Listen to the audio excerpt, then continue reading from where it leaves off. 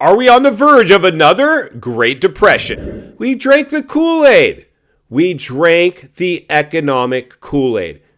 This time is different, they wanted to tell us. The only thing that's different, friends, is this time's worse. Why, you ask? Well, of course I'm going to tell you. Very simple. I always say it doesn't take a rocket scientist to figure this stuff out, right? Am I right or am I right? Bigger what? Bigger bubble, bigger blowback.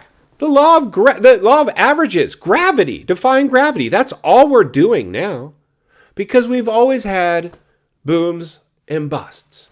Correction, recession, depression. Those are the three levels. You get to decide right now. If mainstream media is right, which is in 2008, no crash risk here, and it came. They were wrong.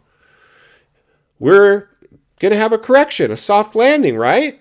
Am I right? That's what but here we see the health and the fitness of the job market. We see the health and the fitness of the U.S. consumer. We see everything going in the wrong direction. We're breaking all the wrong records now. Bankruptcy spiking, evictions spiking, defaults spiking, car loans default. I mean, I could go on and on. Throw a dart at an economic challenge map. Everything's in a tailspin right now. And it's going to be like a vortex, right? But I really like to simplify this one. Because if we've always throughout history like clockwork, by the way, historical data shows it like clockwork. Correction, if we can't stop it there, and then there's the recessionary level of a downturn. And if we can't stop it there, it enters the depressionary level of an economic downturn. Now, most of us would have to admit, we've created the perfect storm. We had the everything bubble, and we kicked the can too far down the road. Interest rates should have been risen within the first 6 months of the asset classes showing that kind of behavior. So unless this was a planned and orchestrated crash, which many of us would probably say absolutely 100% it is, it's coming. It is absolutely coming. But here's how we're going to boil this down in very, very simple terms of why. Now, nobody can guarantee a recession. Nobody can guarantee a depression. I think we can guarantee a correction because we're already in that. But the news isn't getting any better. The data points aren't showing any reverse course here. Lowering of interest rates a tick or two isn't saving anything. You could put it back down to the historical lows, and I just don't think it changes much because you'd have to inject all the stimulus programs again to get this whole thing going. But we have runaway inflation now, so it wouldn't work. We're on borrowed time. So what do most of us know about the 100-year cycle? Depressions. But economic depressionary levels of downturns have cycled throughout recorded history approximately every 80 to 100 years. It's not going to be on year 100. It's not going to be on year somewhere in that vicinity. So the realities are the last Great Depression we had was 1929, the great stock market crash. Doesn't mean the stock market will crash this time. I think the stock market crashes in the next downturn. Clearly, all asset classes will. But it doesn't, I think, it's real estate. I think we overheated the biggest asset class in the world, real estate. And commercial real estate, being the elephant in the room, is tied to a lot of banks. And I think our financial institutions are at tremendous risk, about to be put through, if they're not already, the biggest stress test ever witnessed in human history. That's insanity to me. It's kind of scary. I almost scare myself when I unpackage these things sometimes. But, the first step of getting past a problem is just to admit there's a problem. I'd rather be prepared for something and have it not happen than have something happen and not be prepared. That's all we can do. We all have to prepare the best we can, right? I remember doing videos initially, and I still believe in prepping. You should have some emergency cash or food or water or supplies or anything on hand. But I think as we navigated out of this, a lot of us have become a little more desensitized. I read your comments. Scott, where's this crash, man? Where's this crash? Oh, friends, all I can tell you, it's not if, it's purely when. And we're in the 100-year cycle. And the perfect catalyst to deliver another recession is here, and quite possibly a depression. And if we follow the 100-year cycle like we always have, we're actually in the depression cycle. So what do we do moving forward? Well, like I said, the first step is just admit there's a problem. That way, if or when this plays out despite your financial fitness, you're going to be much less blindsided, a deer in the headlights, if and when this plays out, because you halfway expected it. You heard somebody say it in a way that made enough sense that you're like, you know what? I'm not ruling this thing out. I can't. Anybody ruling this out is like, it's almost like you just want to slap them silly, because I'm so tired of seeing, well, it's primarily my own industry. And I know that if you work in a certain industry, you've always had people that worked in your industry too, that maybe you would just be like, are you kidding me? But when I see the grandstanding occur and the people explaining this away, I had a new agent reach out to me recently, and they're like, you know, Scott, I believe we're headed for a correction, but no recession. I'm like, you heard that from your sales manager at a sales training, because, you know, and I said, that's what it sounds like to me, because that's what all sales managers and all sales trainings are saying. But they're slowly being forced to report on reality. And if you live in Phoenix or Vegas or any of these other hot spots that have reverse course, you can't say that anymore. You have to say, you just got to go on what the markets are doing.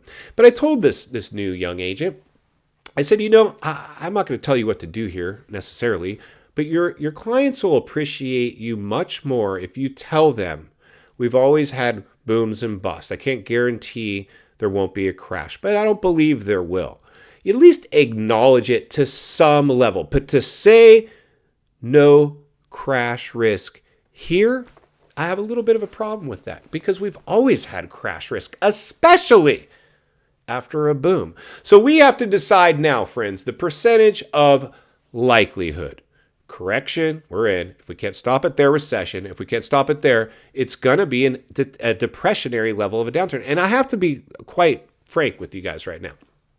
I always am, but especially right now. I always talk about the psychology of sales, psychology of people. If you ever don't do this, by the way, here's a little thing I learned from my sales career.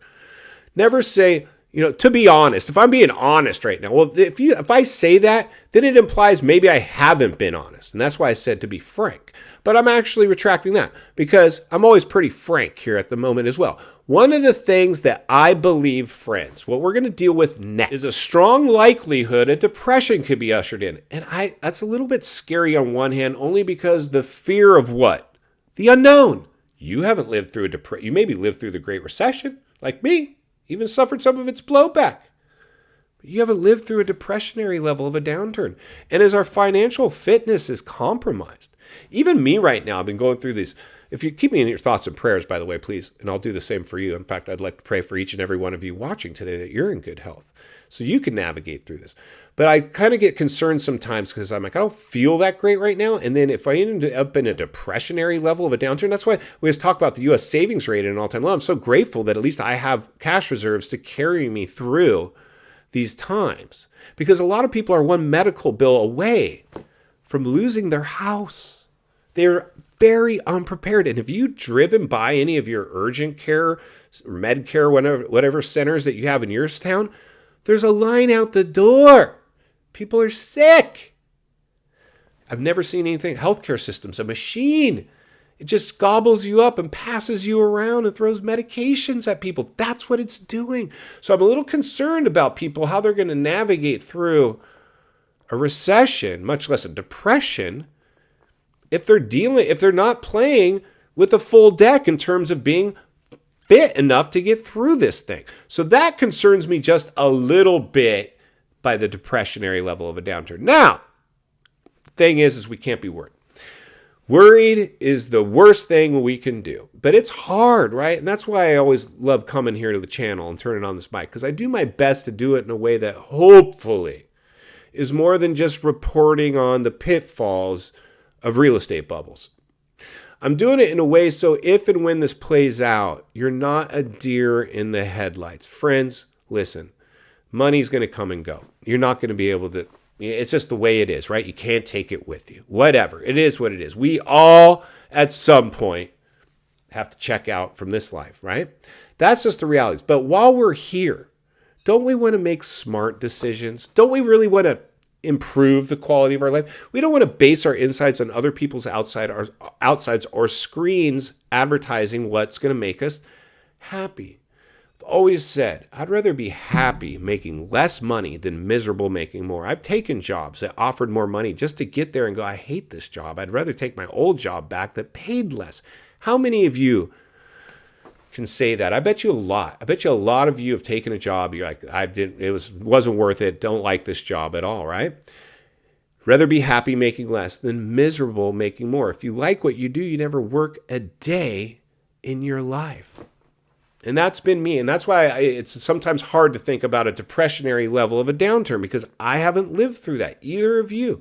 But if we keep our heads on straight, we'll understand that we, in fact, not only can we get through it, we could potentially capitalize from it because we are halfway prepared. My advice, and I'd never suggest anybody do anything I'm not doing or willing to do myself, make sure you can weather a storm. Once the dust settles, reevaluate your financial fitness. Put your money together with a partner if you need to, or all by yourself.